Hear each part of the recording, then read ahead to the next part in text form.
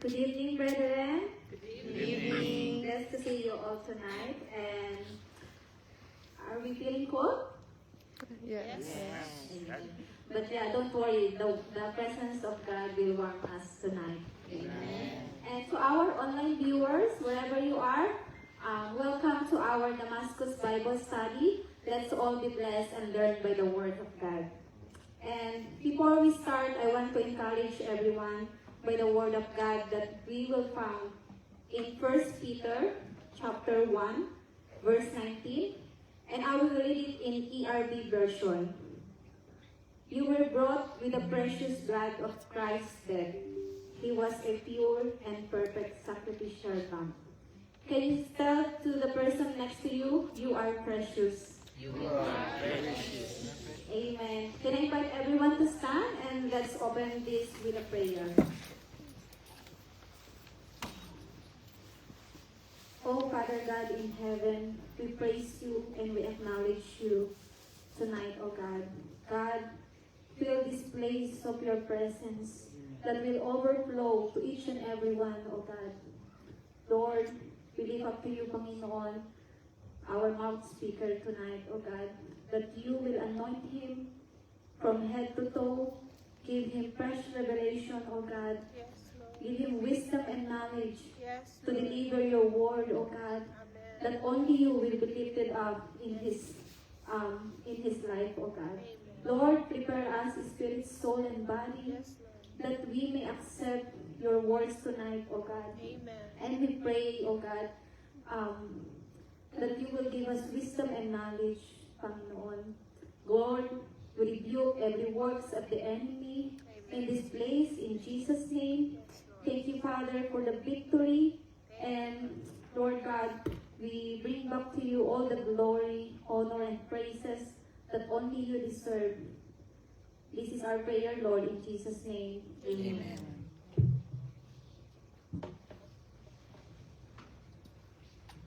Amen. Hallelujah. Good evening, everyone. Let us worship our Lord God this evening. And let us lift up His name, the only name above all names. Amen. And it says in Acts 4:12, and there is salvation in no one else, for there is no other name under heaven that has been given among people by which we must be saved. For God has provided the world no alternative for salvation. Hallelujah. So let us declare the name of Jesus upon our lives, upon our situations. Hallelujah. Upon this place. Hallelujah. Thank you, Lord.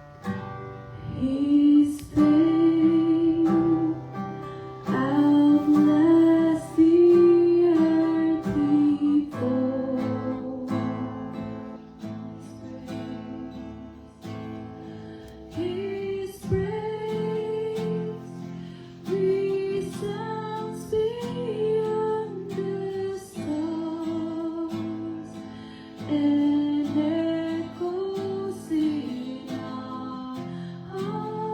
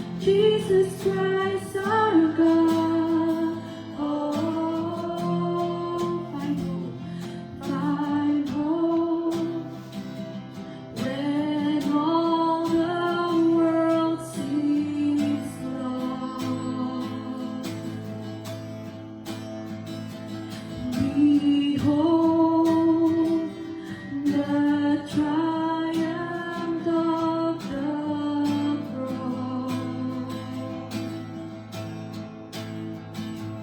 His blood has trampled death in grave.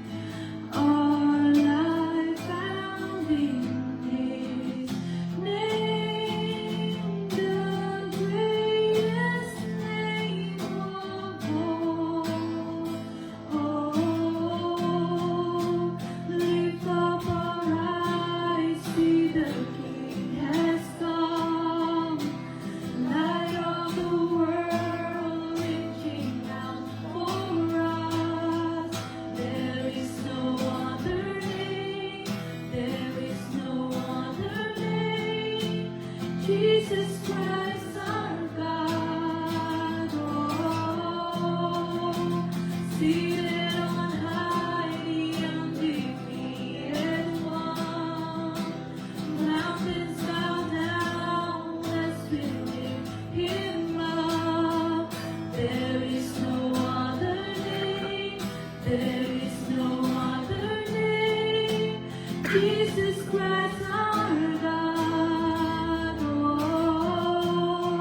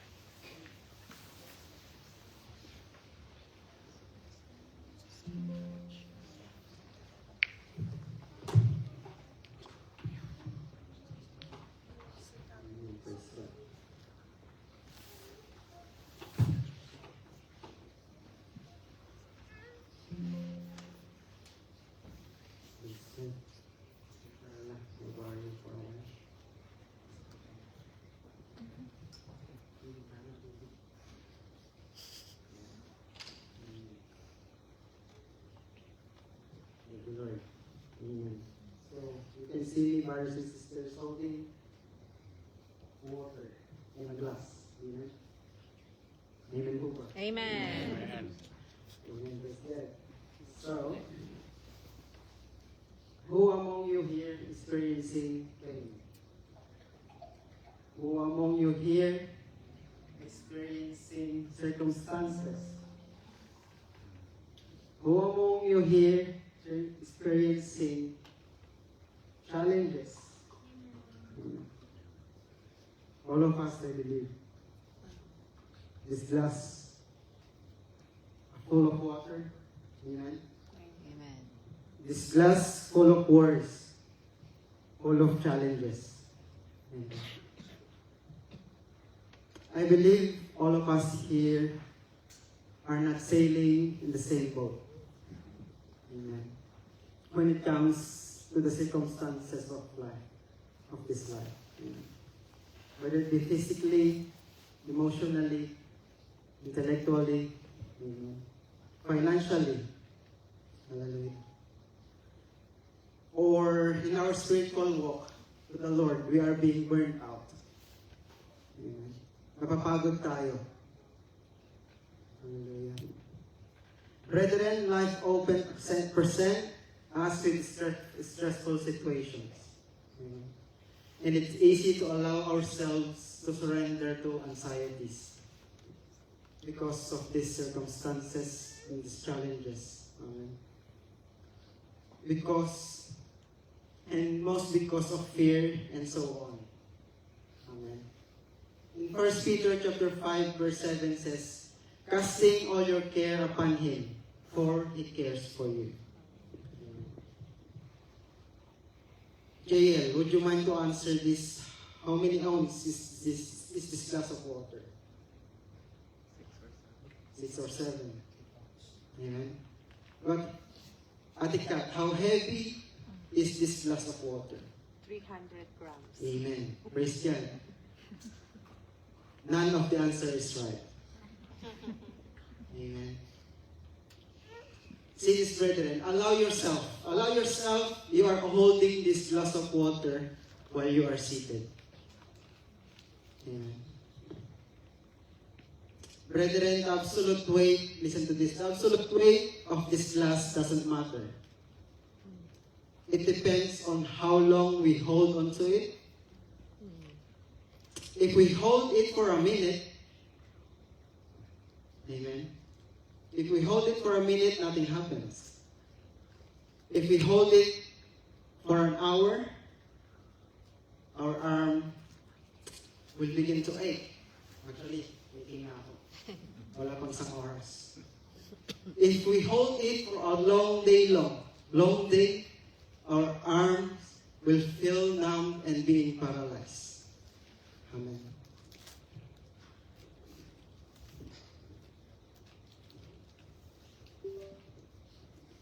So, brethren, while the weight of this glass hasn't changed, but the longer we hold onto it, the heavier it becomes.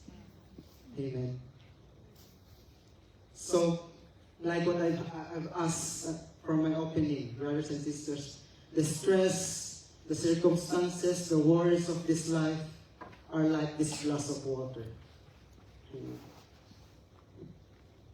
If we think about them, for a while there's no problem.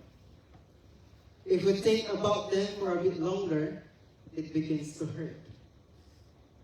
If we think all day long, let us see this. If we are just going to hold this and think about it in our own strength, we feel supposed we are totally paralyzed, incapable of doing anything. Remember the word of God. John chapter 15, verse 5. I am the vine, you are the branches. He who abides in me, I in him, bears much fruit. For without me, you can do nothing. Amen. So in this glass of water, full of our circumstances, full of our challenges, in this life, my dear brothers and sisters, remember that the Lord is the one who will strengthen you and me. Amen. Remember His word in Isaiah 41? Isaiah 41 chapter 10 says, "Fear not, for I am with you. Be not dismayed, for I am your God. I will strengthen you. Yes, I will help you. I will uphold you with my righteous right hand." Amen. So it doesn't mean, brothers and sisters, brethren, that if we lift our circumstances, our challenges, our worries to God, He will do everything. No. Brothers and sisters, we also need to do our part. Amen. We lift those words to God. Because remember, it is like our faith, dear brothers and sisters, that needs to grow. Amen.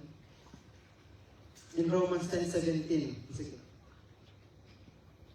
Romans 10:17 says, faith comes from hearing and hearing the word of God. Amen. Also in James 2:14 says there, "What does it profit, my brethren, if someone says he has faith but does not have works? Can faith save him?" Amen. Give you an example. If you are planting, amen, what do you need to do? Amen. You need to cultivate the soil, right? To plant flower, a seed. Amen.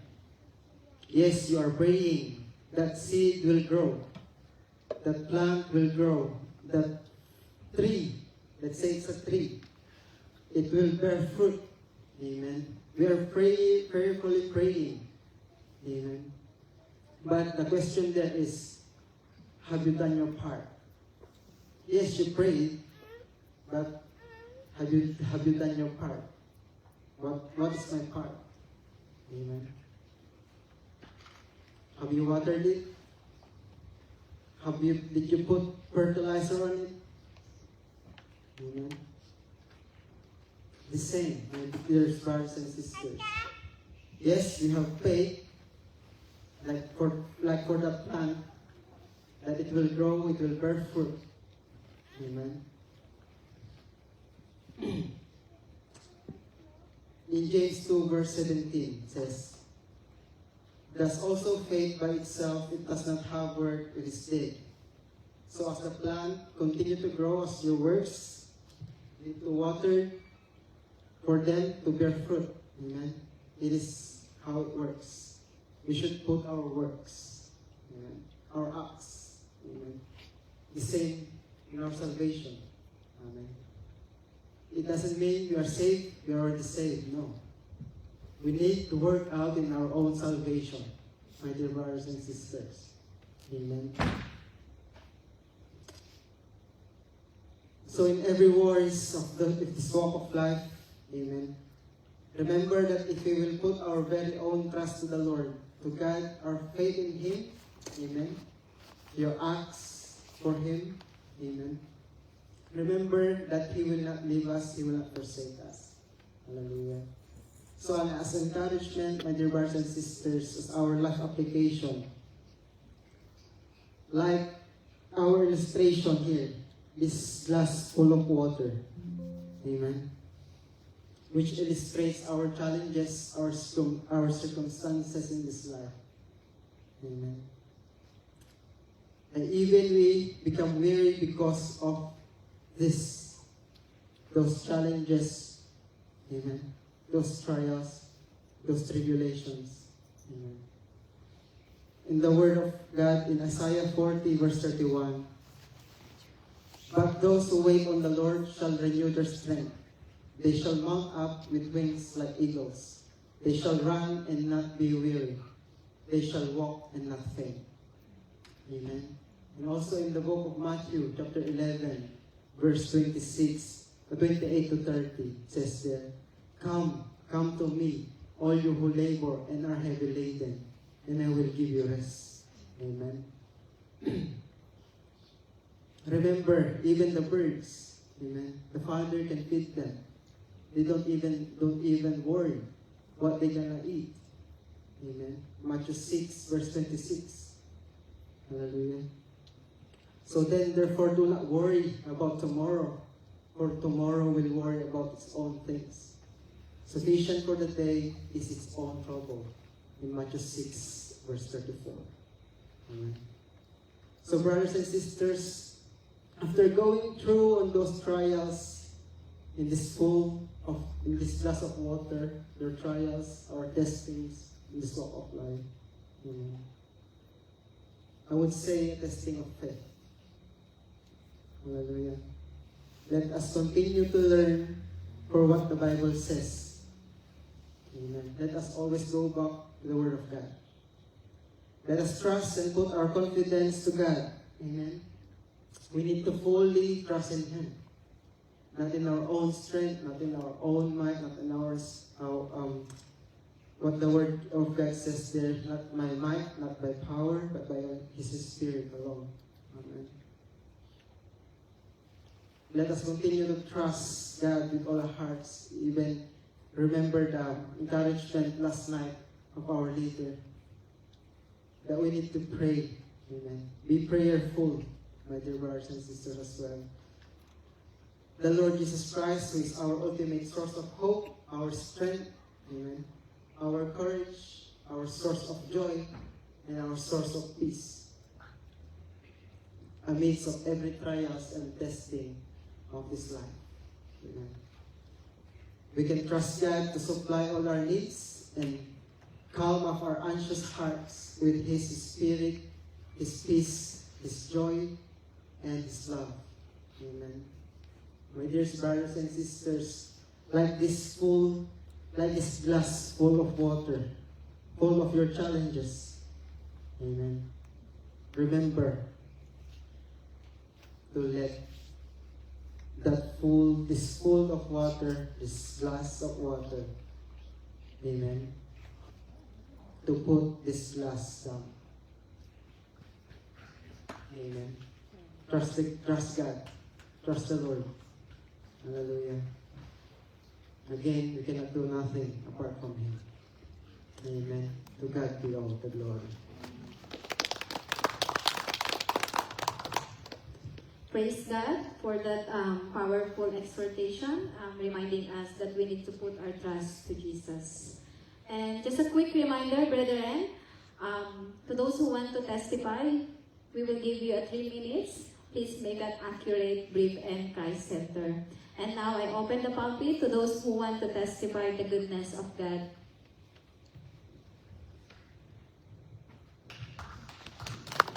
Praise God. Ako po ulit. We are giving glory to the Lord for what He has done. I want to give thanks to Him for every prayer, my dear brothers and sisters. Because today I went to my specialist in McMurray and seen him again, and to God be the glory. The results of the procedures went normal. Colonoscopy and endoscopy, though there's some reflux on my tummy, so they just give me another medicine to take. They give higher dosage, and another month I will be seeing again the specialist, and he will review it again. But yeah, giving glory to the Lord. The Lord remain faithful, amen, in everything. Even we may go through challenges, circumstances. My dear brothers and sisters, my encouragement is let us continue. Let us continue in the Lord. Amen. We are not excused, believers or unbelievers. Amen. We are not excused. No one is excused. But remember the Lord. He is faithful. Sabi niya nga, di ba? Let us hold fast to the confession of our hope without wavering, for He who promised is faithful. Amen. To God be the glory. If there's anyone po, same next week. Alright? Praise God. Truly that God hear us our prayer. And let's all be excited. Let's be all excited, and let's welcome the mouthpiece for tonight, the humble servant of God for the life of Brother Reg.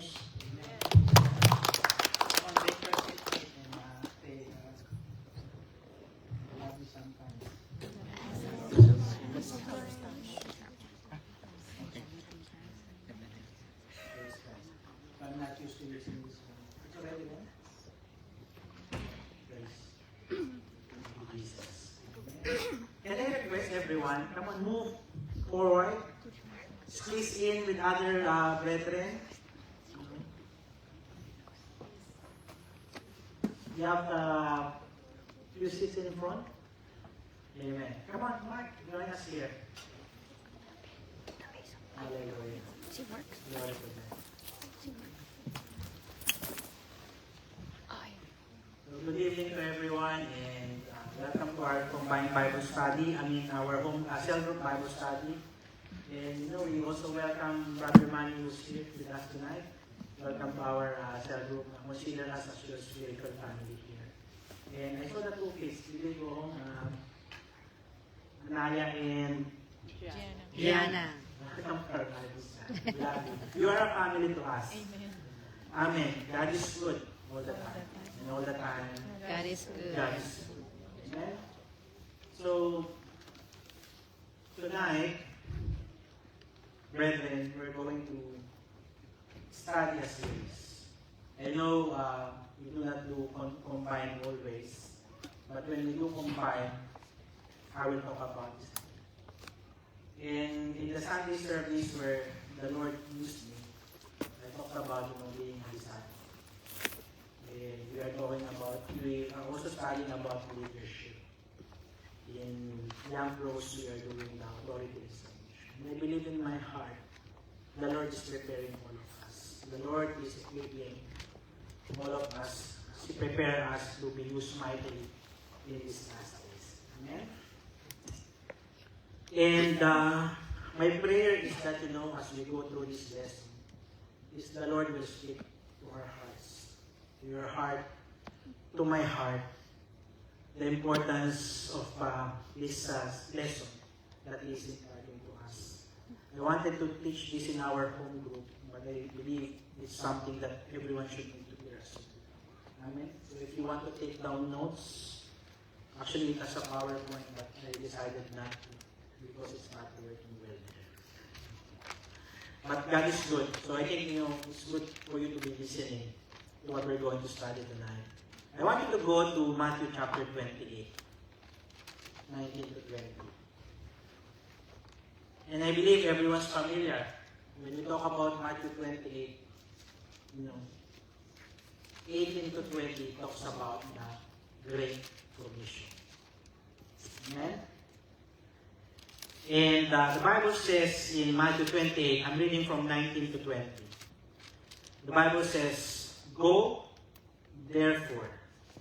Tell your seatmate, go. Go. And it says, "And make disciples of all the nations." And if you have your Bible, I want you to underline that statement, make disciples of all the nations. Baptizing them in the name of the Father, and of the Son, and of the Holy Spirit. And in verse 20, it says, "Teaching them to observe all things that I have commanded you. And lo, I am with you, always, even to the end of age. Amen." In verse 20, I want you to highlight or underline the statement, "Teaching them to observe all things that I have commanded you." Amen. In the previous Bible studies that we had, I keep on reading this Bible verse, emphasizing this one. Because this is the mandate that God has given us. But before that, let's bow down our heads and pray. God, Heavenly Father, we praise and we thank you, O God, for this teaching that you have given me, that you have taught me, O God, that I'm going to impart to the brethren. But I know it is not me, but it is you who will speak to the hearts of men.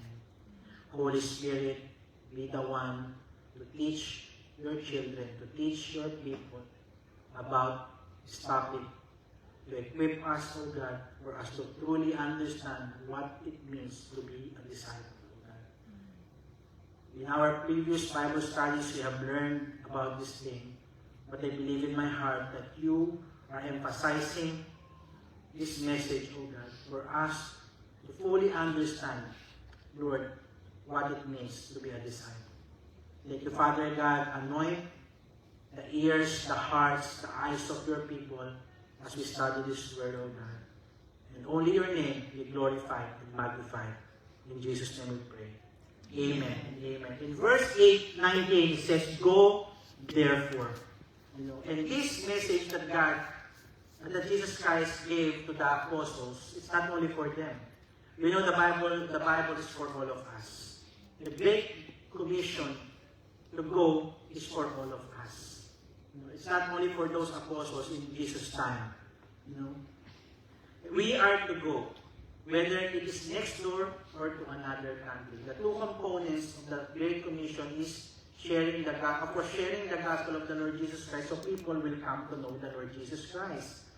And I hope and pray that all of us who are here, we have encountered the Lord Jesus Christ and that we have accepted Him as our personal Lord, God, and Savior. And the second part of it is, we need to make disciples. That's why we are to go whether it is next door or to another country. That's why there are so many missionaries. Even in the time of Jesus Christ, in the book of Acts, there were missionaries going in all the world, preaching the gospel of the Lord Jesus Christ. And it's one thing that God is emphasizing to all of us as well, that we need to go and preach the gospel. Either next door, to our neighbors, to our workmates, or to another country, if the Lord is leading you to go to another country. And it says, make disciples. Brethren, it is not an option. It is a command. To call Jesus Lord.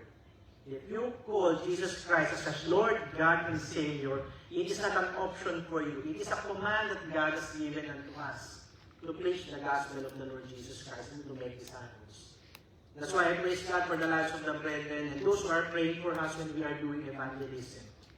We are answering to the call of God to go. Share the trust, speak to people, are likely a testimony for them so that they will also come to know the Lord Jesus Christ. Amen. And this is what Jesus Christ did. Jesus left the disciples with these last words of instruction. And remember, in verse 18 of this chapter, in Matthew 28, the Bible says, All authority has been given to me in heaven and in earth. And those who are doing the discipleship, young pros, I told you about this one. The authority of Jesus Christ, the authority of God is not only here on earth, even in heaven. Remember that in our discipleship. And apostles were under Jesus' authority.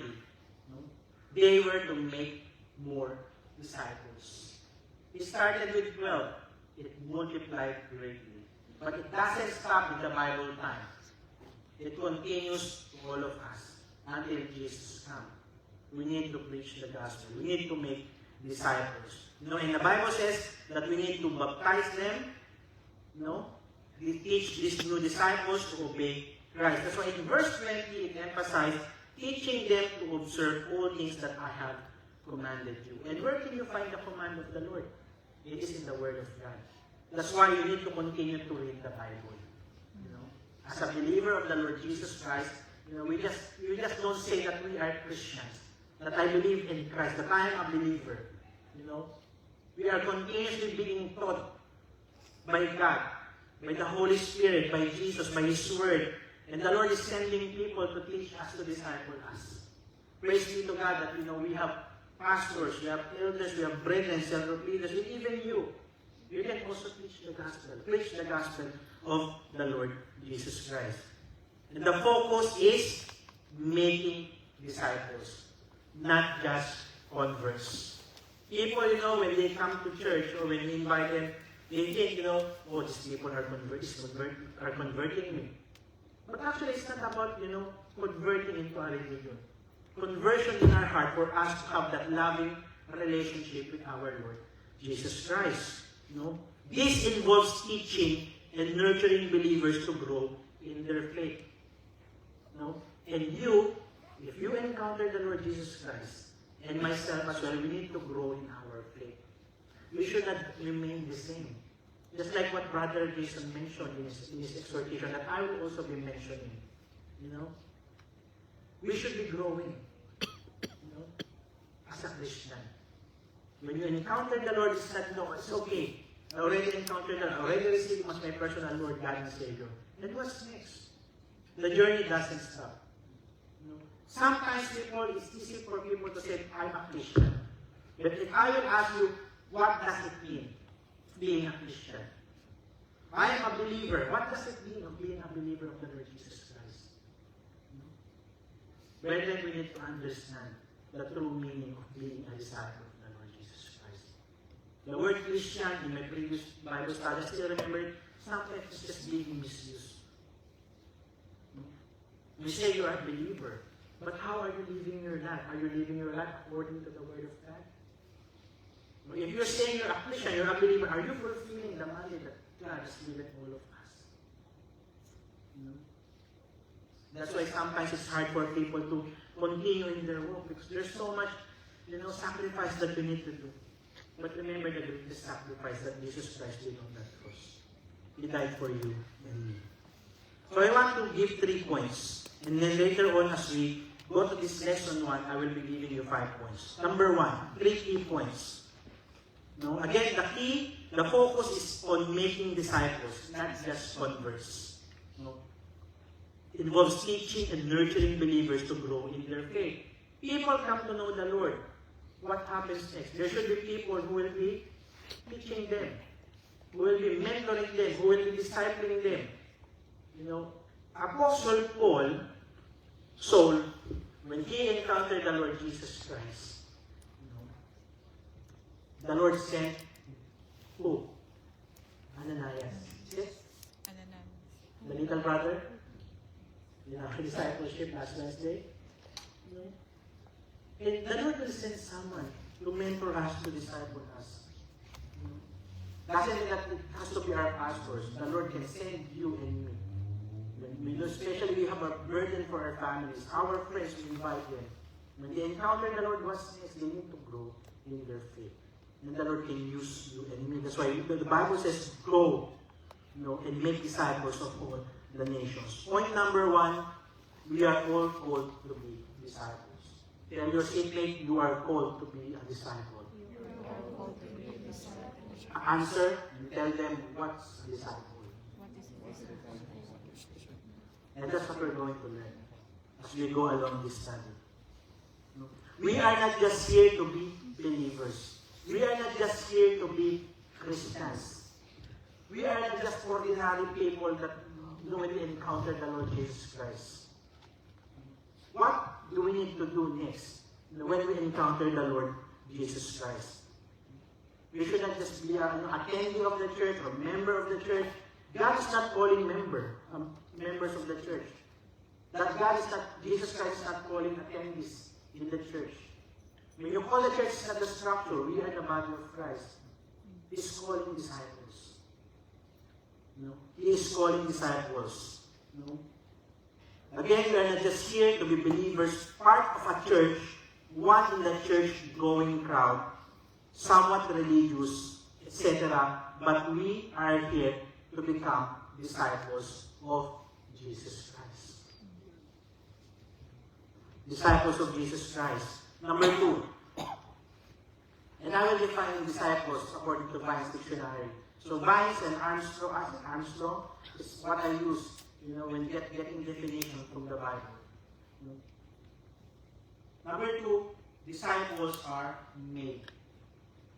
Disciples are made.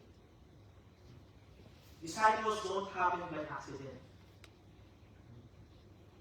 There is a process that we yield ourselves to become disciples of Jesus Christ. In the 3.5 years ministry of the Lord Jesus Christ, He kept on teaching and teaching and teaching the 12 apostles. and those who are following Him. Because there is a purpose. Because when He goes back to the Father in heaven, the Lord will use them mightily for the propagation of the gospel. It doesn't mean that you encounter the Lord Jesus Christ, you are already a disciple. You need to continue to learn the Word of God. That's why in Matthew 28, verse 19, it says, teaching them to observe all things that I have commanded you. The Lord will continue to teach us, equip us, instruct us, train us for righteousness.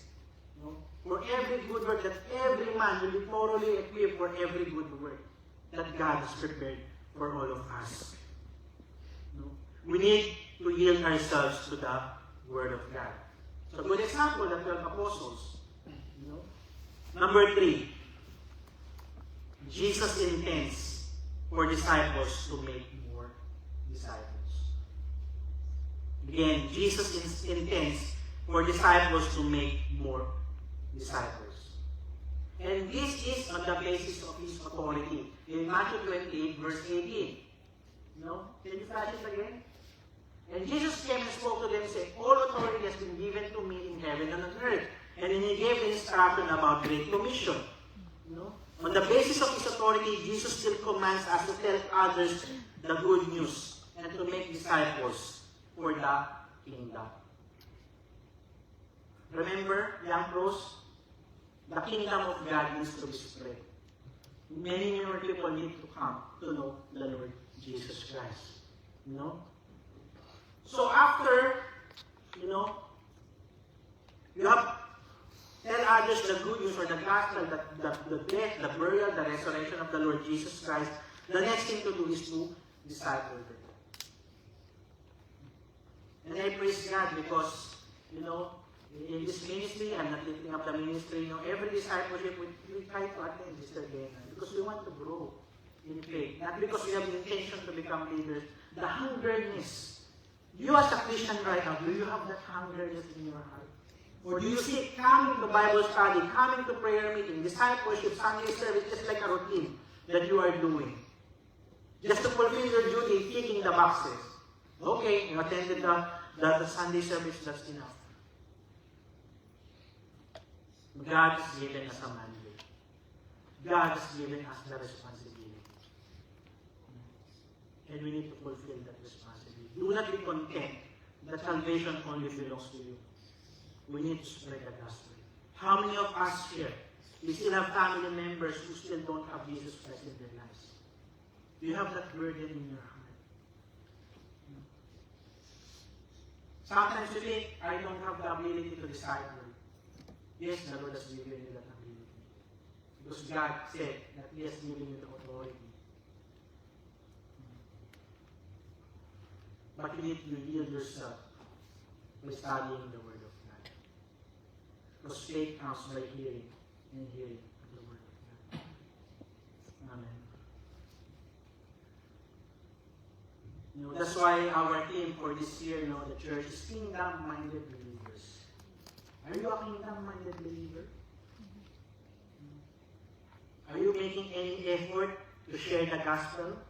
Are you making any effort to disciple someone? Maybe you're thinking, where do I go, Brother Rich? Start with your family. Start with your children. Because there will be an opportunity for you to be able to disciple. But if you yourselves, you are not building in the gathering of the saints, in studying the Word of God, how can you disciple? Amen.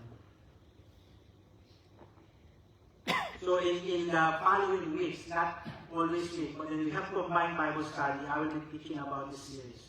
So this series is entitled Discipleship, Becoming and Making Disciples.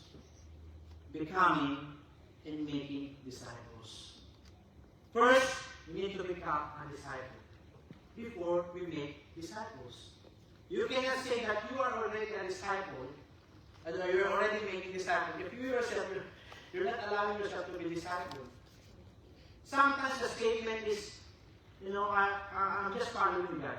I don't want to submit myself to any leader in the church. I'm not accountable to anyone. I'm only accountable to God. Yes, we are. But the Bible says as well that we are accountable to one another. Are we allowing ourselves to be discipled of our people? I hope we have that heart, brethren, that we want to become a disciple of the Lord Jesus Christ. Amen. So our objective is to learn, of course, two things.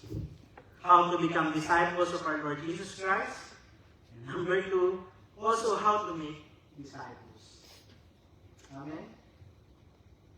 So next week will actually be our leadership seminar. I hope everyone will come. As is graduation on Friday, I will witness those people who will be finishing the 3 years Bible study, allowing themselves to be discipled by our Lord Jesus Christ. And praise be to God, in our cell group, we have 2 women who answer to God's call doing IC. But it doesn't, say that you have to go to our Bible school for you to be a disciple. You yourself, you can become a disciple. Immerse yourself, submerge yourself in the Word of God. Have that willing and teachable heart to be trained in the Word of God. Amen. So what is a disciple? Ate Aisha, what is a disciple? A disciple is someone who denies himself, takes up his cross, and follows Jesus Matthew Christ. 16:24. Amen. We studied that one.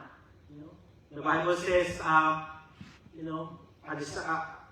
that Bible verse, I think it's Matthew 16:24. Then Jesus said to his disciples, if anyone desires to come after me, let him deny himself, take up his cross, and follow me. And I will mention that in the latter part of this lesson, in this first part. So a disciple is a learner, one who follows another's teaching. A disciple is a learner, one who follows another's teaching. A learner is a student. Why do you study? Ate.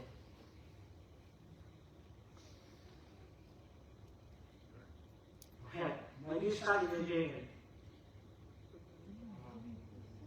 To learn. Thank you for the assist. You study to learn. Yung isa pa ng malalim. Someone every day, he's getting stressed with the homeworks, with the test on Friday. Why do I need to do these homeworks? Why do I need to have a test on Friday? Only thing that I can say for you to learn.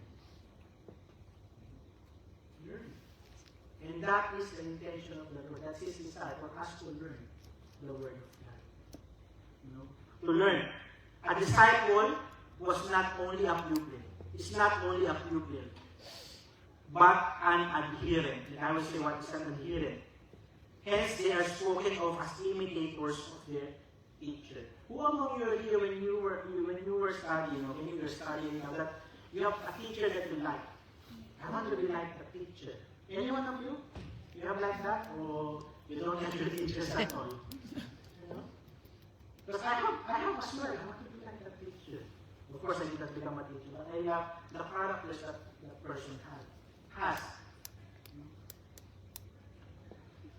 And I hope it's not something, you just idolize this K-pop or other things. I want to be like being popular, these things.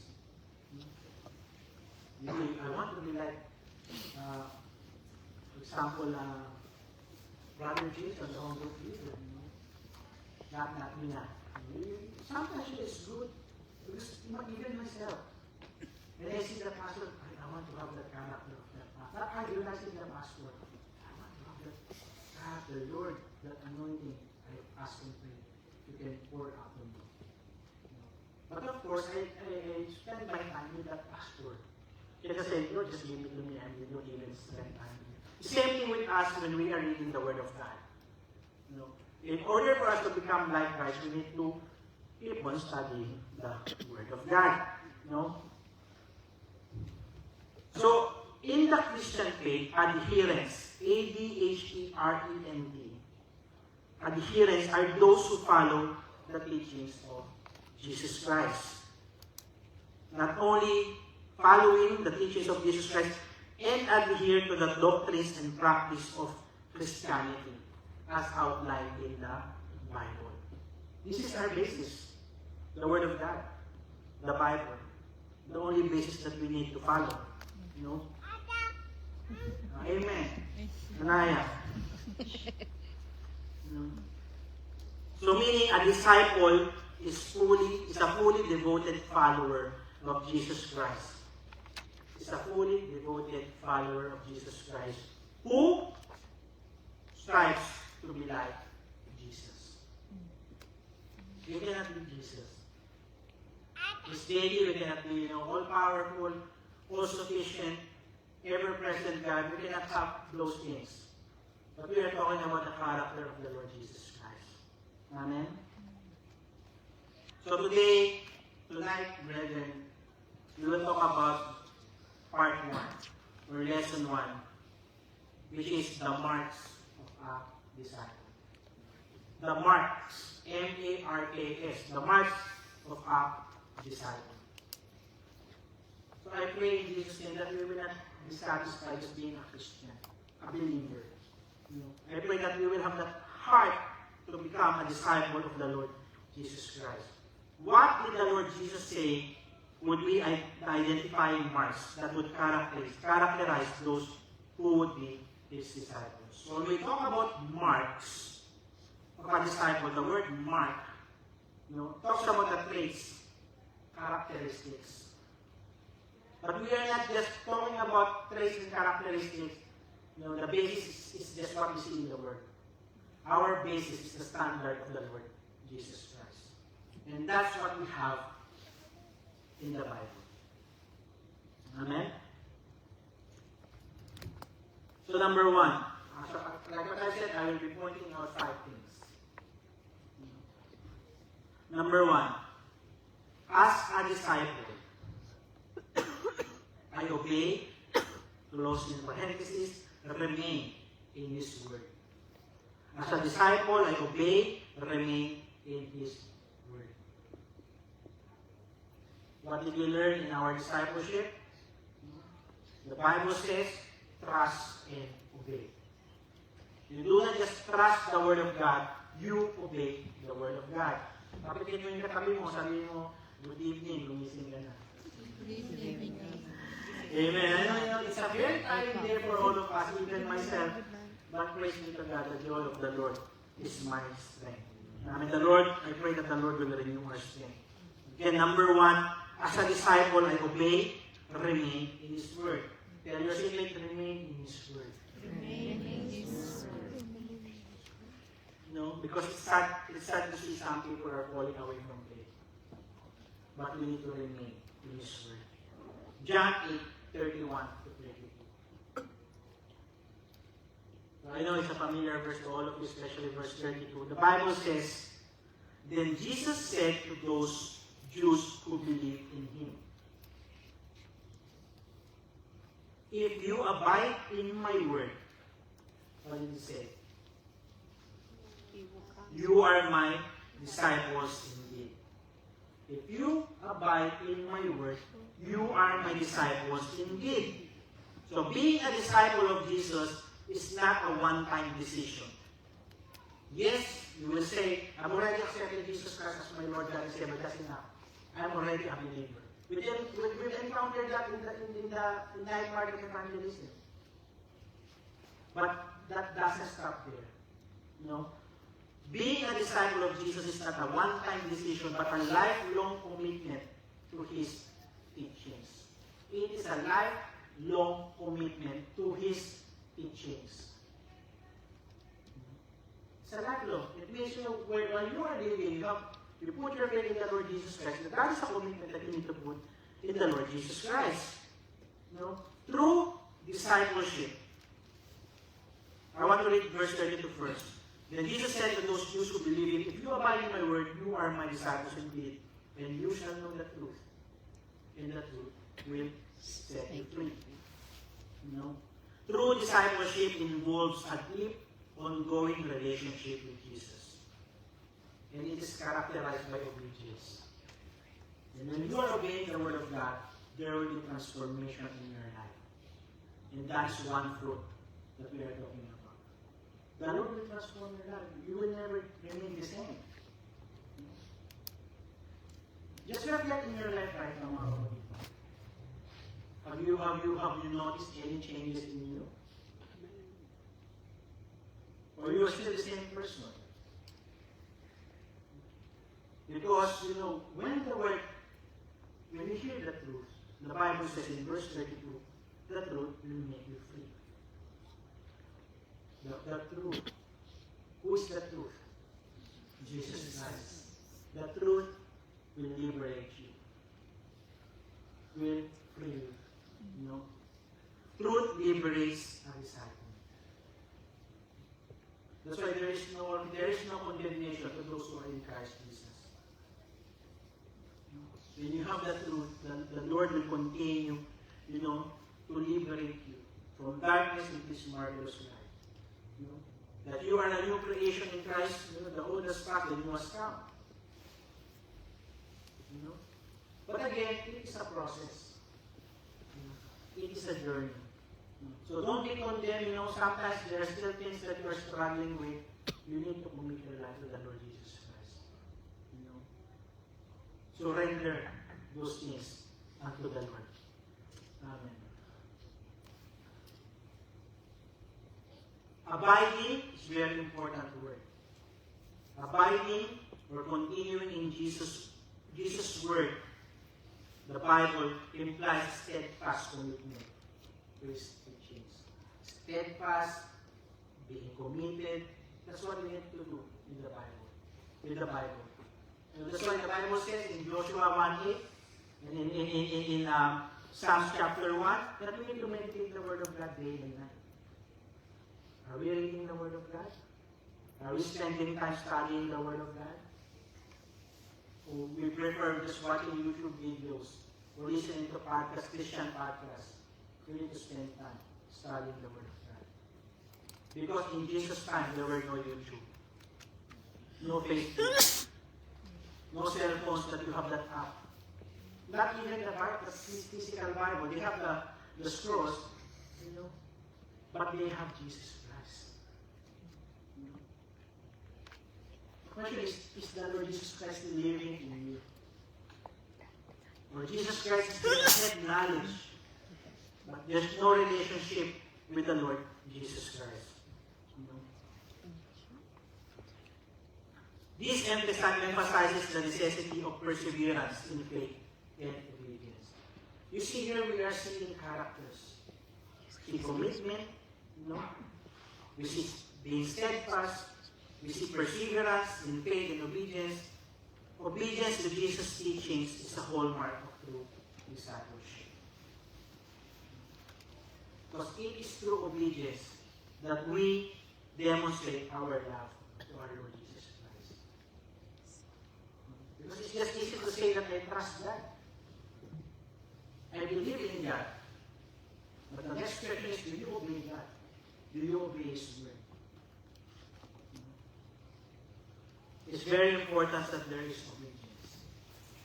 In Matthew 28, verse 20, it says, teaching them to observe all things that I have commanded you, and lo, I am with you always, even to the end of age. Amen. I ask you to underline the statement, teaching them to observe all things that I have commanded you. This statement emphasizes the importance of discipleship and obedience in the Christian faith.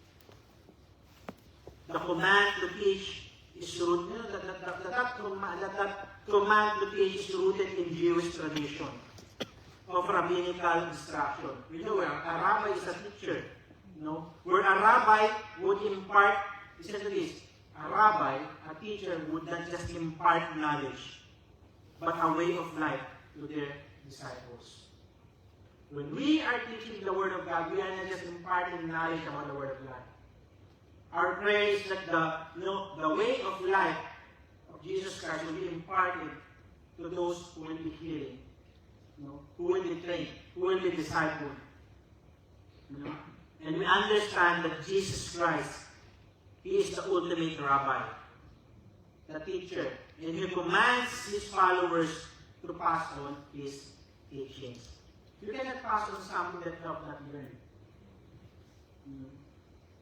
That's why we need to study the Word of God, mga kapatid. That's very important. In saying this, when you are being taught, one thing is required. You need to have a teachable and humble heart. Do you have that teachable heart? To be trained, in the Word of God. Or you will say, I know everything. Without Him, we are all nothing. We need the Word of God. We need to have that teachable heart. Amen. It's not enough that you are knowledgeable with the Word of God. You can speak the Word of God.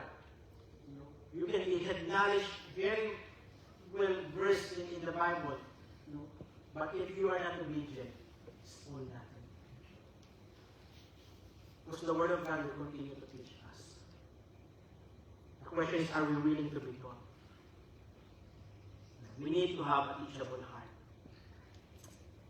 That's number one. As a disciple, I obey, remain. This is word number two. As a disciple, I walk in love,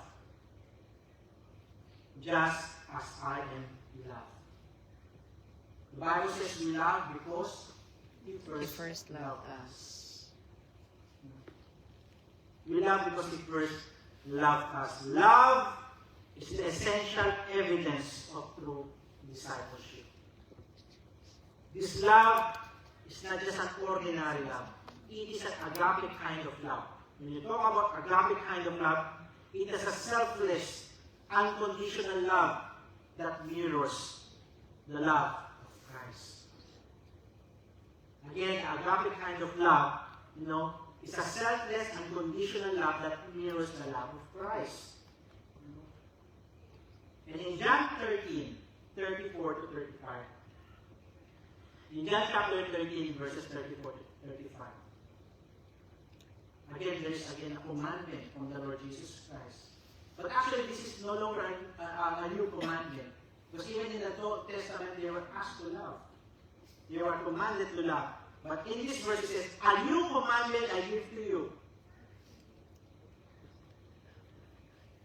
A new commandment I give to you, that you love one another as I have loved you.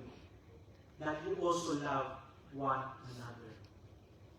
Jesus says that our Christ-like love will show we are His disciples. Love is not merely an emotion. Love, but instead love is an active choice to seek the best for others. Do we just think about ourselves? Do we think about the interests of other people? We need to think about other people because that's what Jesus Christ did. Mga kapatid, how can we love others as Jesus loves us? That's the question. Brother Rich, how can we love others as Jesus loves us? Many instances in the Bible, but I just want to point out these things. We can show love to others by helping them when it's not convenient. Are we willing to do that? To sacrifice? By giving them when it hurts. By devoting energy to others' welfare rather than our own. By absorbing hurts from others without complaining or fighting back. This kind of love is hard to do. That's why people notice when you do it and know you are empowered by a supernatural source. And that source is the Lord Jesus Christ. Why? Because Jesus Christ demonstrated His great love for us. That while we were still sinners, Christ died for you and me. Remember that. That's the unconditional love that God has done for you and me. That's how He demonstrated His love for us. Can we do that to even to the unbelievers, even to our brothers and sisters? Because sometimes it's so hard to love them. Can we love them? Or are we selective? We experience that. Sometimes Sister Kay and I talk.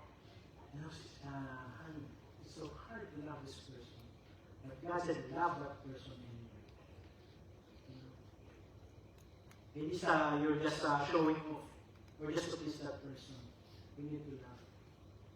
And sometimes, you're experiencing that home group leaders, the Lord is giving you the flux. The Bible says, shepherd my people. And when you shepherd those people, just like when Jesus Christ spoke to Peter, you need to love them. You need to feed them. You need to take care of them. It's not easy. But I always go back to the cross. Because there is someone. He is not just a someone. There is a God who became a man who died for me. And He has demonstrated His love. That for God so loved the world, He gave His only Son, begotten Son. That whosoever believeth in Him should not perish, but have everlasting life. Amen. And this is what Jesus Christ did. Jesus says that our Christ-like love will show we are His disciples. To love others as much as Christ loved others, during those times it was revolutionary. Because people, they're noticing it. People were experiencing it, the love that comes from Christ. Now we are to love others based on Jesus' sacrificial love for us. Are you willing to love your brothers and sisters? Are you willing to forgive? Are you willing to let go of your pride to come to that person and show the love? Sometimes you have that mindset, oh, that person's hard to love. Just go back. But we are also unlovable. It's hard to love. But Jesus Christ did it for us. He wants to redeem us. He wants to save us. Such love will not only bring unbelievers to Christ, it will also keep believers strong and united in a world hostile to God. In this fallen world that we have, sometimes there is division in the church because we cannot show that love that comes from Christ. There's faction, there's division, but God calls us to unite, to be in unity. And Jesus was a living example of God's love. As we are to be a living example of Jesus' love. We need to be a living example of Jesus' love. Are we showing it to people? I hope, even we're trying an effort to do that. For the sake of souls. For the sake of the people that God has put over us. Number 3, and I love the exhortation part of Brother Jesus. As a disciple, I pursue fruitfulness in life. As a disciple, I pursue fruitfulness in my life. Are you bearing fruit? Brethren, I'm not mad. When I prepared this message, I'm just so passionate. Because the Lord reminded me on how I need to be a disciple. And I want to share it with you as well. As a disciple, I pursue fruitfulness in my life. John 15:8. But by this my Father is glorified, that you bear much fruit. So you will be my disciples. So when you are bearing fruit, there is already what's happening in your life. You are becoming a disciple of the Lord Jesus. So like what I said, it's a process. It's a journey that we need to have. But the question, are you bearing fruit? I want to read John chapter 15, verse 1 to 8. So we know the whole context of this passage. John 15, verses 1 to 8. Are you with me so far? Amen. John 15, verse 1 to 8. I know it's already there, but I want to read it in my Bible. So the title here in King James is The True Vine. I am the true vine, and my Father is the vine dresser. Every branch in me that does not bear fruit, it takes away. And every branch that bears fruit, it prunes that it may bear more fruit. Remember the word prune. You are already clean because of the word which I have spoken to you. Abide in me, and I in you. As the branch cannot bear fruit of itself unless it abides in the vine. That's why we need to abide in the Lord Jesus Christ. We need to abide in the vine. What verse am I reading now? Verse 4. Or Neither can you unless you abide in me. I am the vine. You are the branches. He who abides in me and I in him bears much fruit. For without me you can do nothing. If anyone does not abide in me, he is cast out as a branch and is withered. And they gather them and throw them into the fire, and they are burned. If you abide in me, and my words abide in you, you will ask what you desire, and it shall be done for you. By this my Father is glorified, that you may bear much fruit, so you will be my disciples. If you abide in him, his word will abide in me. What a beautiful promise of God, that the word of God will be with us and in us. Amen. God is glorified when people come into a right relationship with Jesus Christ and to begin to produce much fruit in their lives. That's why it's an encouragement to us and a challenge to all of us that we need to bear fruit in our relationship with Jesus Christ, the Word of God. Bearing fruit is a metaphor for living a life that reflects the character and teachings of Jesus Christ. The fruit of the Spirit is love, joy, peace, patience, kindness, goodness, faithfulness, gentleness, and self-control. Are we also having those fruits in our life, mga kapatid?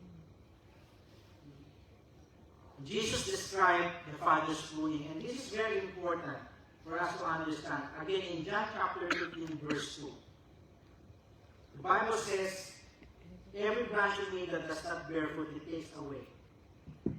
But this is the important part. And every branch that bears fruit, he prunes, that it may bear more fruit. You are already bearing fruit, but God is pruning you. And I want us to understand, Jesus described the Father's pruning in John chapter 15, verse 2 as necessary for greater fruitfulness. Jesus makes a distinction between two kinds of pruning. The first one is cutting off, and the second one is cutting back branches.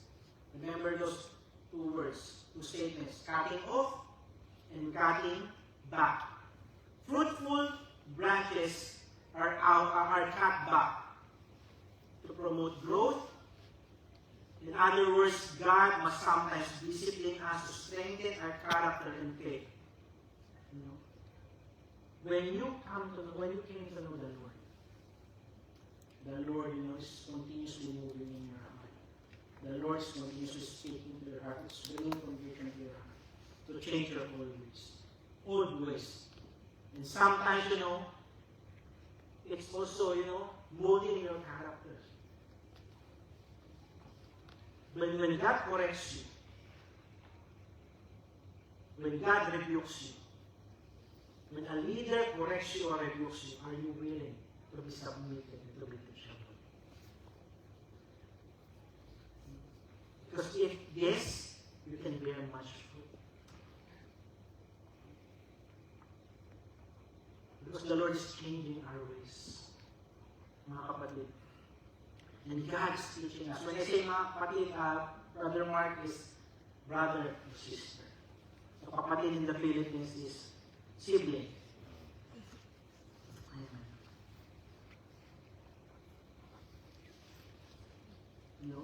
The Lord will shape our characters. And sometimes, the Word of God says, iron sharpens iron. Are you willing to be sharpened? So you can bear much fruit. I'm not, a gardener. I'm more a person who loves, but that's a concept, in horticulture, that they are pruning. And the plant, or the tree is bearing fruit. But there's another thing. Listen to this. And I hope this is not you. But branches that don't bear fruit are cut off at the trunk, not only because they are worthless, but also because they often infect the rest of the tree. My prayer for this cell group, that we are all bearing fruit. That we are not, a part of this group or the church. And that all we can do is to keep complaining, keep murmuring. And sometimes, I have fellowship with Sister Kay, that most of the people that we see complaining and murmuring are the people who are not serving the Lord. Who are not even attending the gathering of the Lord. Maybe just attending 1 time, 2 times, not regular. I do not judge. But let us not be like that, mga kapatid. That we have more to say negatively about our leaders, about brothers and sisters, about our church, but we don't even involve ourselves. As a Christian, we need to involve ourselves in the body of Christ. We need to be involved. I hope that we will move away from that mindset that we always see the little mistake of the leader. We are not perfect. I'm not making an excuse. But may God's grace be upon me. May God's mercy be upon me. If you are just keeping murmuring, complaining, or saying negative things, the Lord may just cut you off. And we don't want that to happen. I'm praying in the name of the Lord Jesus Christ that we will all bear fruit, mga kapatid. People who don't bear fruit for God, or who try to block the efforts of God's followers will be cut off from His life living. And this is not my word. This is what we read in John chapter 15. We need to abide in the true vine. Abide in the true vine. Number 4, as a disciple, I endeavor to be like Jesus. As a disciple, I endeavor to be like Jesus. This is not a checklist that I'm giving you. I have number 1, I have number 2. But my prayer is that we will have that desire to have all these characters, all these traits that God is expecting from us as a disciple. Number 4, as a disciple, I endeavor to be like Jesus. In Matthew chapter 10, Matthew chapter 10, 24 to 25. A disciple is not above his teacher, nor a servant above his master. It is enough for a disciple that he be like his teacher, a servant like his master. If they have called the master of the house Beelzebub, how much more will they call those of his household? In verse 24, it emphasizes the relationship between a disciple and their teacher, highlighting the principle of humility and submission to authority.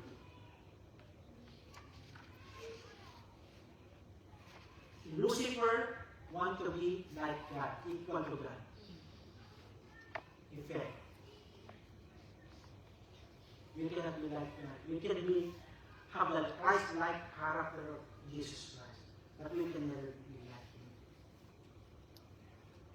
Him. It is important that we need to understand the principle of humility and submission to authority. A disciple is a learner who seeks to emulate their teacher. The goal of discipleship is to become like the teacher.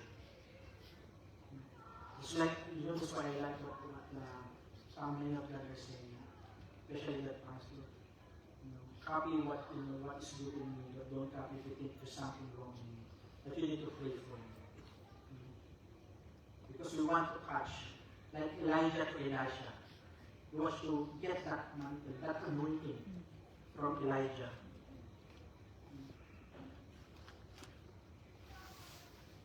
The goal of discipleship is to become like the teacher, reflecting their character, their values, and wisdom. For us Christians, this means becoming more like Christ, who is the ultimate example of righteousness and holiness. Our example is always the Lord Jesus Christ. In Luke chapter 6, verse 40, The Bible says in Luke chapter 6 verse 40, a disciple is not above his teacher, but everyone who is perfectly trained will be like his teacher. And I pray that you have that desire to be perfectly trained, for the words of the Lord. Following Jesus implies a continuous active pursuit of his teachings and example. It is not a one-time decision, but a lifelong journey of discipleship. Are you still in love with the Word of God? Do you still have that hungerness and thirstiness to study the Word of God? 1 Corinthians 11 verse 1. So I'm giving you a lot of verses. So it will be ingrained in our hearts. Bible says, imitate me, just as I also imitate Christ. Who was speaking here? Apostle Paul. Imitate me as I also imitate Christ. And in one translation it says, follow my example, just as I follow the example of Christ. The best way to point to believers, to new believers, that we are discipling, and even us as a Christian growing, is to point themselves and to point ourselves to Christ. Hebrews chapter 12, verse 2. Come on. Hebrews 12, verse 2. Looking unto Jesus, the author and the finisher of our faith, who for the joy that was set before him endured the cross, despising the shame, and sat down at the right hand of the throne of God. Are we focusing our eyes on Jesus? Again, he is the author and the finisher of our faith. In 1 John chapter 2, verse 6. 1 John 2, verse 6, it says, he who says he abides in him ought himself also to walk just as he walked. And I think it's in ERV translation. And I have ERV, Ate Carla. And I use other translations for me to grasp, to understand. If we say we live in God, we must live the way Jesus lived. If we say we live in God, we must live in the way Jesus lived. Discipleship is not just about learning, but about living out the teachings of Jesus. True discipleship is marked by a life that reflects the teachings and the character of Christ. When people see us, do they see Jesus Christ in us? Not the physical traits, but His qualities, His characters. As believers, we are called to model our lives after Christ. This involves studying His life, understanding His teachings, and applying them in our daily actions. Yes, we learn, but we need to live out the Word of God. Are the people seeking Christ in us? I pray that we will be a living testimony to many people. And number 5, as a disciple, I carry my cross. As a disciple, I carry my cross. Cross in parenthesis. Sacrifice, separation, suffering. Are you willing to sacrifice? Are you willing to be set apart? Are you willing to suffer? Sometimes that's the hardest part. When we learned in our discipleship last Wednesday that when you suffer, that sometimes you don't want to continue in the Lord anymore. But there will be suffering. If you are a Christian or an unbeliever, there will be suffering. But praise be to God. If we have Jesus Christ, He promised that He will be with us. He will never leave us nor forsake us, even in the times of suffering. Unlike the apostles, when Jesus Christ was suffering, when He died, where can you find the disciples? They were hiding. But of course, His grace is sufficient. The Lord used them mightily to propagate the gospel of the Lord Jesus Christ. Matthew 16, verse 24. Then Jesus said to his disciples, and I want you to hear this word that as if the Lord is speaking to your heart right now. Then Jesus said to Brother Jason, to Sister Danielle, to Brother Ken, if anyone desires to come after me, let him deny himself and take up his cross and follow me. And I don't want to emphasize it more because this is one thing that I did in the Bible study. We studied this, even in the Sunday message that I gave as well by the grace of God. Following Jesus implies a continuous, active pursuit of his teachings and example. Again, it is not a one-time decision, but a lifelong journey of discipleship. Are you willing to come after Jesus, to deny your flesh, to take up his cross and follow him? And these last three verses I'm going to read to you in number 5, in Luke chapter 14. In Luke chapter 14, verse 26, 27, and 33. Because sometimes it's hard for us to live, to leave those material things that we have, and what we have here on earth. That's why we can't follow Jesus Christ. Some people say, I don't want to be a Christian because if I will be a Christian, I will not be able to do all these things anymore. If anyone comes to me and does not hate his father and mother, wife and children, brothers and sisters, yes, and his own life also, he cannot be my disciple. It doesn't mean that you have to hate them. That you, Aisha, will say to your mom, I hate you, mom. I will be a disciple. I will tell you the context. In verse 27 it says, and whoever does not bear his cross and come after me cannot be my disciple. And in verse 33 it says, so likewise, whoever of you does not forsake all that he has cannot be my disciple. There is a qualification for you to be a disciple. There is also a disqualification of not being a disciple of the Lord Jesus Christ, that he will deny you as his disciple. Christ presented a clear and challenging description of our Christian life. Being his disciple means putting aside selfish desires. Selfish. It's about me, I. Shouldering one's cross every day and following him is the most important thing. We need to carry our cross and follow him. It sounds like it's so simple, but it's demanding. That you need to forget your flesh. The lust of the eyes. The lust of the flesh. The pride of life. I'm not saying these things are not important. But are we giving more importance to what we have here on earth rather than giving importance with the relationship that we need to have with our Lord Jesus Christ? That you have all the possession of the word, but you do not come to the fellowshipping of the saints. You prioritize more going out, and not prioritizing the word of God. It's like that, Jesus Christ become a second option. He should always be our first option. He is an essential part of our Christian faith, the most important part of our Christian faith. Are we willing? When someone invites you to a birthday party and you have Bible study, are you willing to say, we have Bible study tonight, I'm sorry? Yes. We will say, minsan lang naman, it's only sometimes. And sometimes, Sister Kay and I are having a conversation, this brother or sister missed this message. It's of course the same, it's for them.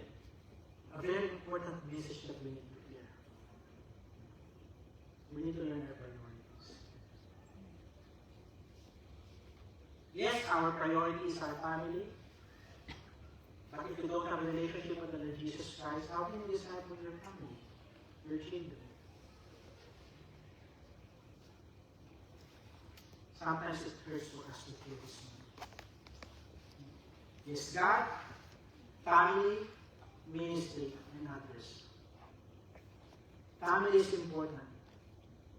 It's true. But we if your intention is always to go out, do this and that, and you're not even serving the Lord, how can you set an example to your children? I'm not mad, but we need to amend our ways. We need to learn to set our priorities. And I'm not pointing out to any one of you here. It's just one thing as well that was so hard for me. When I was a young Christian, people invited me to this. You know, and even I'm on a fasting. And then my mama will kare-kare. You know, I was, there's a instruction to pray and fast.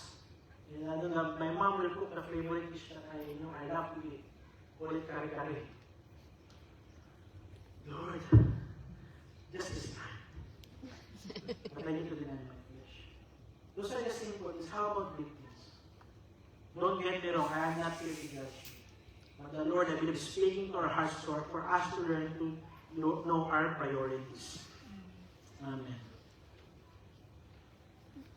True discipleship requires a willingness to place Jesus above all personal relationships in this life. Are we willing to put Jesus Christ first? Following Jesus requires prioritizing Him above all else. Because following Jesus is not a casual decision. It requires a willingness to prioritize Him above all else, including material wealth and personal desires. There is a sacrifice. And the cross is a place of sacrifice. Separation from the world and suffering for the sake of the kingdom of God. Following Christ means total submission to Him. Perhaps even to the point of death. Because Jesus Christ did that. He removed His deity, became a man, and He suffered. That's I believe in Philippians chapter 2. Let's open our Bible in Philippians chapter 2. I believe that's the chapter. If the youngsters are here, you know this Bible verse. Philippians chapter 2. Verse 5 to 11. I want to read this one. The humble and exalted Christ. Let this mind be in you, which was also in Christ Jesus. Again, having the mind of Christ. Who, being in the form of God, did not consider it robbery to be equal with God, but made Himself of no reputation, taking the form of a bondservant and coming in the likeness of men. And being found in an appearance as a man, He humbled Himself and became obedient. Remember the word obedience. Tell your seatmate, be obedient. Obedient to the point of death, even the death of the cross. Therefore, God also has highly exalted Him and given Him the name above every name. That in the name of Jesus, every knee should bow, of those in heaven and of those on earth, and of those under the earth. And that every tongue should confess that Jesus Christ is Lord, to the glory of God. You know the Bible says, as God exalted the Lord Jesus Christ, He can also exalt you. He who humbles himself will be exalted. Are we willing to obey even to the point of death? Not easy, but that is what God is asking us to do.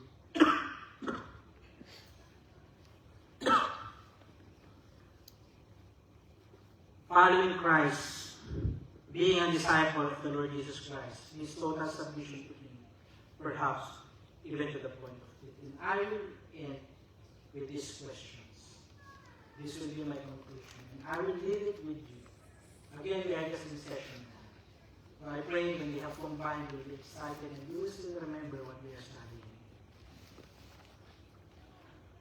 The questions are, am I walking in His Word? Am I walking in His Word, the Word of God? Number 2, am I walking in love? Number 3, am I walking in fruitfulness? Number 4, am I walking in Christ-likeness? And number 5, am I walking the way of the cross? So those 5 questions are actually the 5 points that I have given you. And I hope and pray that as the Lord teaches His word, we will have that teachable heart. We will not have that arrogant heart that what is this man speaking about? Because I'm not here to pinpoint anyone. As the Lord, speaks to you, the Lord has spoken to me first. And I have been rebuked many times. But I remain to abide in His word. I remain to stay in the church. Even if I experience correction, rebuke, instruction, because it is for my good. Amen. So in part 2 of this lesson, the lesson is how one becomes / makes disciples. How one becomes / makes disciples. So I hope, brothers and sisters in Christ, that we have learned something tonight. That as a disciple, I obey and remain in His word. As a disciple, I walk in love, just as I am loved. As a disciple, I pursue fruitfulness in life. As a disciple, I endeavor to be like Jesus. As a disciple, I carry my cross, sacrifice, separation, and suffering. And if you are struggling with these things, we need to support one another. That's why God has given us this church, to support one another. There are mentors, there are leaders, home group leaders, whom you can ask support. But please don't forget the Word of God. I want us to stand up. Did you learn something tonight? Amen. I hope you learned something tonight. It's not something that I just made up. This is something that I really want to teach. Sometimes it's hard because I want to do combine, but I believe in my heart, the small group, you are growing there. You have home group leaders who will mentor you, will disciple you. And my prayer is that you have that desire in your heart to also be a disciple of ministers. Amen. Heavenly Father, thank you that your grace is sufficient for us. That while we were still sinners, you died for us. You have shown us, O God, how you did it on that cross because of your great love for us. That you sacrificed yourself, needed to become man for us to be saved. And Lord, thank you for the words that you have given us. I pray that all of us will remain and will abide in your word, O God. That we will not depart from your word. We will continue to cling on, because that's what you said in your word. That if we abide in your word will abide in us. And we need your word, and that word is Jesus Christ. We need you, Jesus, in our lives. Continue to teach us, to instruct us, to rebuke us. Continue to prune us, O God, that we will bear much fruit. Not only in character, but even in bearing more fruit in winning souls for the glory of your name, for the building up of the kingdom of God. God, I ask and pray that you pour out your anointing upon these children, O God, that they will not just remain an ordinary Christian, an ordinary believer, O God, but Lord, they will all be disciples of the Lord Jesus Christ, and even myself, Panginoon.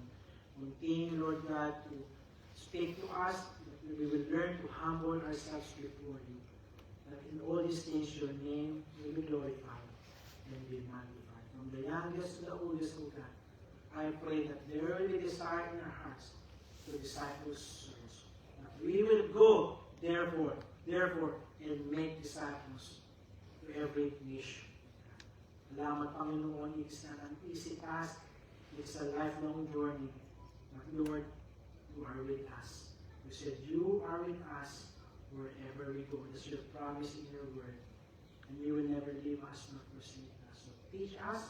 Give us a teachable heart, O God, as we continue to learn your word. Salamat, Panginoon, that everyone in our cell group, O God, they will continue to remain in the vine, O God.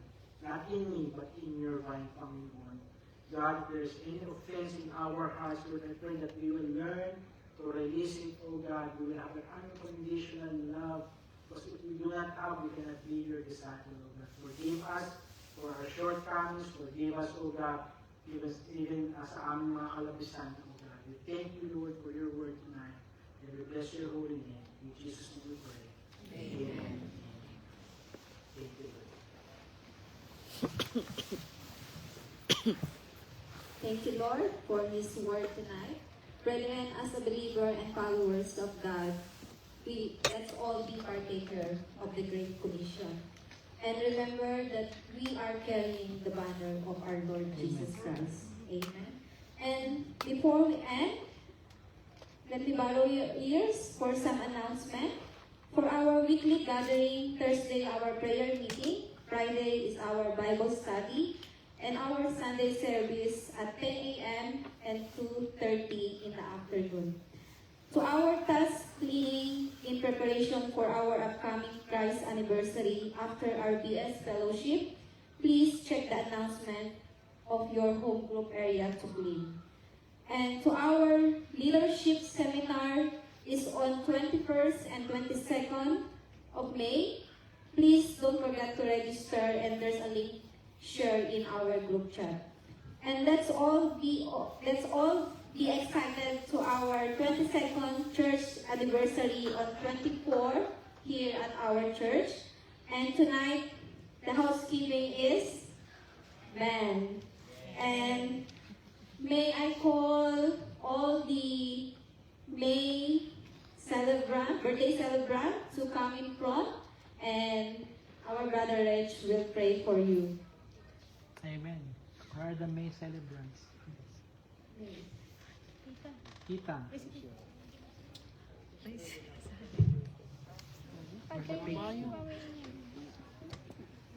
Oh, September. September, yeah. Now we see them here, but they're not here. Tita Shirley will be there. Tita June. Tita June ba? Tita Shirley. Surely po. Say again, page 2. We have page 2 of that. May page to pa ba? General is enjoying his time in Queenstown. Majesty, I forgive you. Now, did you forget Sister Jelay or picture? The photo. Where's the second part? Baka may second page. No, I saw her. She posted the first time she... Let's pray. We will pray for you. Yeah. Sister Jelay will be celebrating her birthday on the anniversary. So everyone's invited. Invited. Hold May your pakain hands. daw Let's siya. extend our hands to them. And even those who are not here, we rejoice with them and with them a happy birthday. Amen? Hallelujah. Oh God, Heavenly Father, we praise and we thank you for the lives of our brethren who have celebrated and will be celebrating Lord God this month of May. As the word is said, Lord God, my prayer is that may they always be blessed, Lord God, in their coming in and in their going out. May they always grow in the knowledge of you. May your covering, protection be upon them, O God, in everything that they're going to deal with. May you continue to shine your light upon them. May you continue to fulfill your purpose upon them in the name of the Lord Jesus Christ. And may they continue to grow as a disciple of the Lord Jesus Christ. God, these brethren, they are a blessing to us.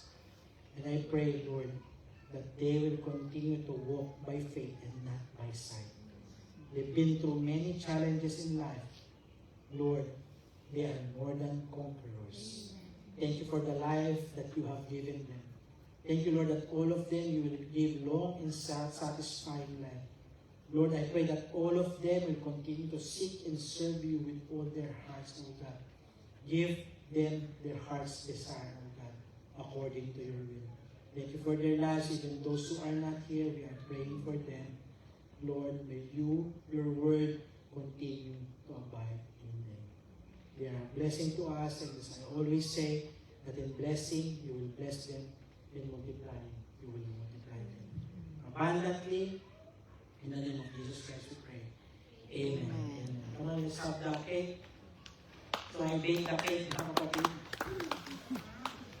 Nagbuhat ka. Amen. Come on, let's all stand up and sing this brethren a happy birthday.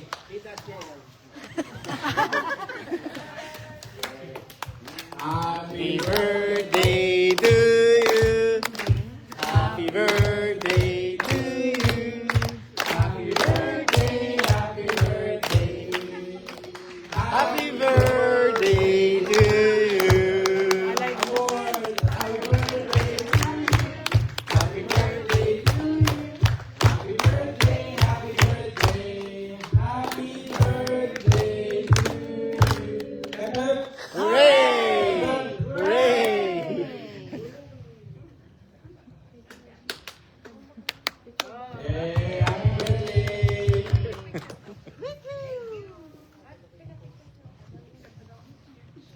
Next time, Maki.